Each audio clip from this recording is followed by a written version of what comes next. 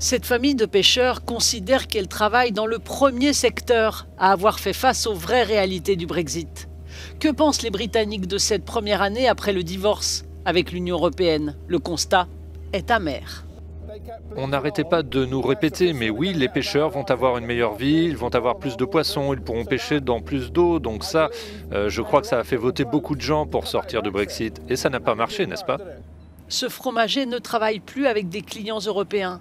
Un quart de son activité a été anéanti en 2021. On nous a promis un accord sans friction, que les échanges commerciaux se poursuivraient exactement comme avant.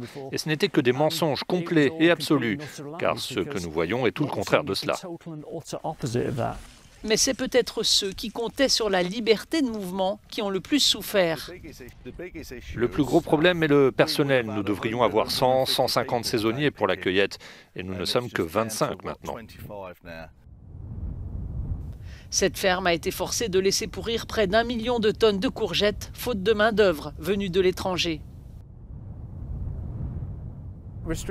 La restriction de la libre circulation a eu un impact dévastateur, mais pas seulement sur l'horticulture ou l'agriculture, dans presque tous les secteurs. Des gens venus de l'étranger ont travaillé dans ces secteurs pendant des années et maintenant, ils rentrent chez eux. Chez les éleveurs de porcs, un retard de production persiste en raison d'une pénurie massive de bouchers. Ça a été une lutte, je ne vais pas mentir. Des nuits sans sommeil et des journées d'anxiété, explique Sophie. Il y a tellement de porcs à la ferme et il n'y a tout simplement plus d'endroit où les mettre. Et pour l'hôtellerie et le tourisme, explique notre correspondant, un secteur qui dépendait auparavant d'un personnel européen à plein temps, les 12 derniers mois ont été difficiles du début à la fin. Dans cet hôtel 5 étoiles, à côté du palais de Buckingham, des clients ont récemment été refoulés du restaurant en raison du manque de personnel. Si nous pensons que cela va disparaître le mois prochain ou dans quelques mois, ce n'est pas le cas.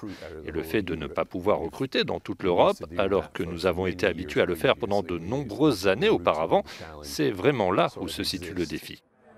Un problème persistant et généralisé dans les restaurants et les bars du pays, explique Asma, propriétaire d'un restaurant. Ça a été très traumatisant en raison de la pénurie aiguë de personnel, dit-elle, et cela a été très difficile avec les livraisons. Il n'y a aucune garantie que la marchandise arrive. Le gouvernement affirme que la transition n'a jamais été simple et qu'à terme, les avantages du Brexit se feront sentir.